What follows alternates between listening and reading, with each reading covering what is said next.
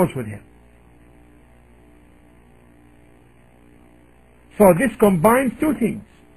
The second stage combines strictness and kindness. Although it is harsh in either way. But sometimes on your hand there can be dirt which cannot be removed except with soap. And sometimes soap does not take it out.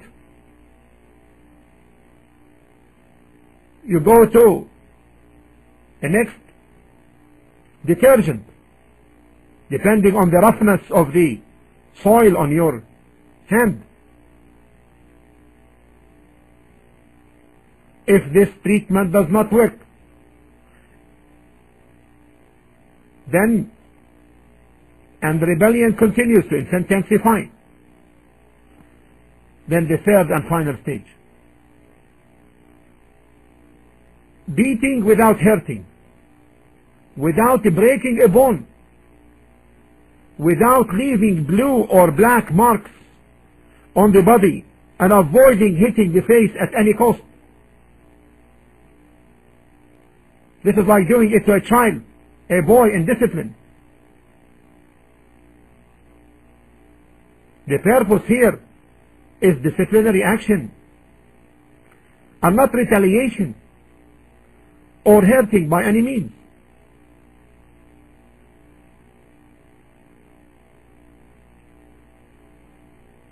And therefore Islamically this is restricted and limited to be a form of treatment only and kind of last resort. And it's not meant to be a humiliation or forcing and compelling. In fact, it is reported, now comes the third element which we discussed earlier, the principles of Islam, Quran, prophetic tradition, and the third, the understanding of the noble companions of the Prophet Muhammad, peace be upon him, concerning the laws and the applicability of the laws. One of the great companions, whose name is Ibn Abbas, of the early Muslims, companions of Muhammad, peace be upon him, the Prophet, our Prophet, he said, quote,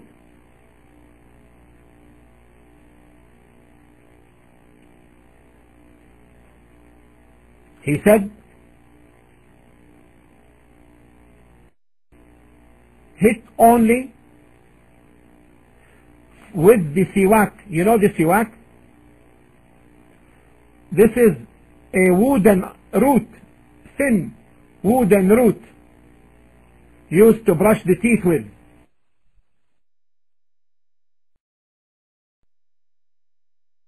Natural wooden root that is used to brush the teeth with. This makes it clear what extent of beating, quote unquote, and therefore Islam forbids the severe beating as a punishment.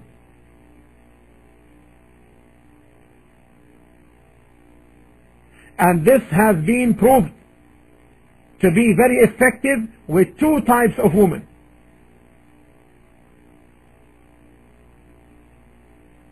Even psychologists in our times, they speak of these two types of women.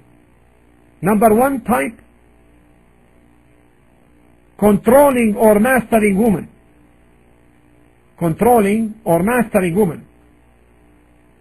Those women who love to control and master and run the affairs of their husbands by pushing them around, commanding them, and give them orders. The second type,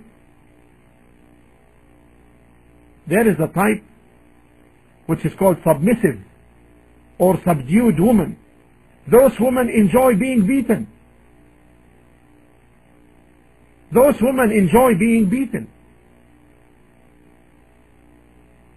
And I will refer you to the following book. Can we write the book, please? This is by Holdfield, J.A. Holdfield. This is a European psychologist. In his book, Psychology and Morals,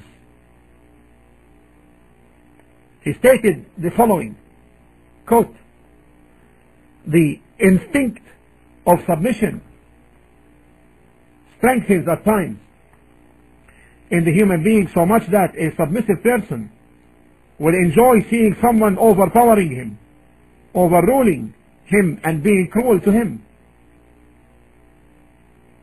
G instead of J, sorry. Such a submissive person bears the consequences of his submission due to the fact that he enjoys the pain.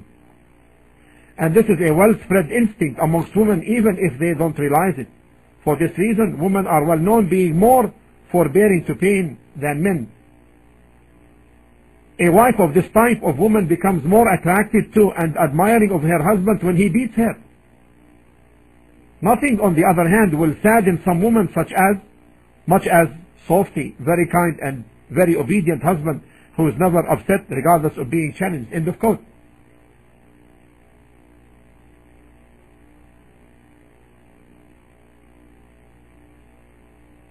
Even we don't have to take by his words, and we don't want to deal with this submissive or subdued woman. We're not going to work with this.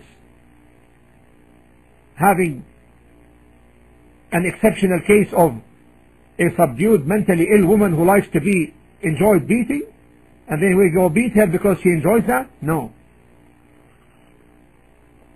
Beating, as you have heard, is listed as the last and final stage of training, discipline, and upbringing methods. And Islam does not permit, allow, or even condone beating unless the first two stages are proven to be ineffective methods of treatment.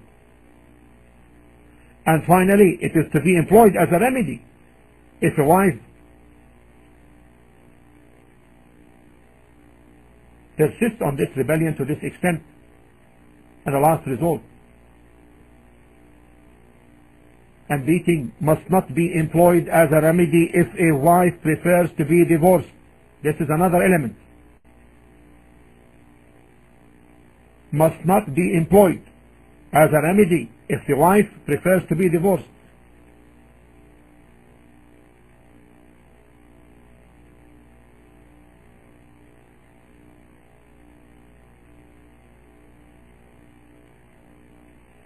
Again, from the conditions, a wife must not be beaten even at this stage before her children or anyone else for that matter. It is a discipline and right upbringing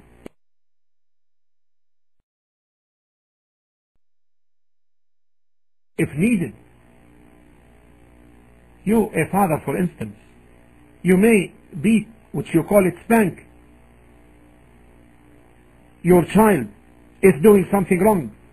Hold it just a minute please until I finish this. Just a minute. Could you?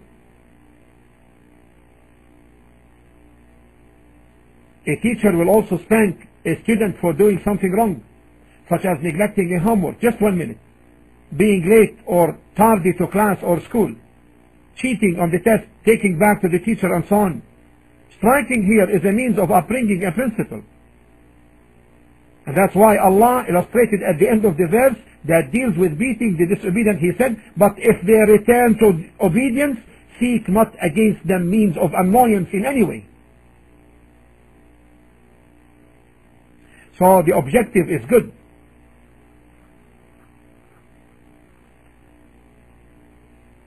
Islam does not aim to destroy the family and causing it to become burdened with unnecessary pains and headaches and problems.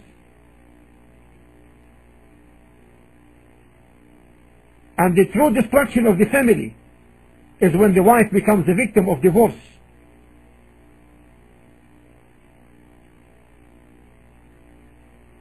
Now, statistically, the real beating, where it is occurred, the uncontrolled, the crazy way of beating, where it is done.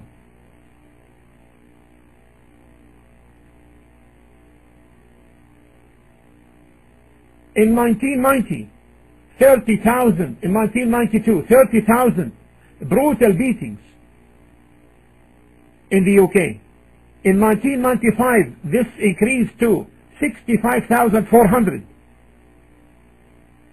and it doubled to 124,400 recently. I don't want to mention what goes on in the States.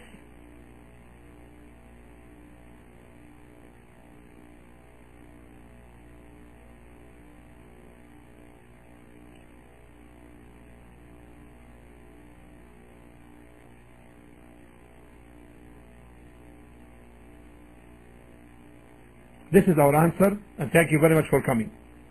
No problem. Welcome to the room. I wish you to come later. No problem.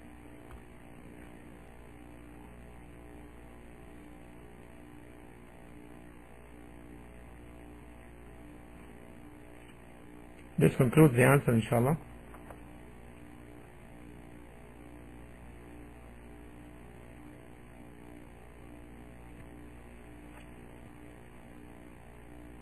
Now.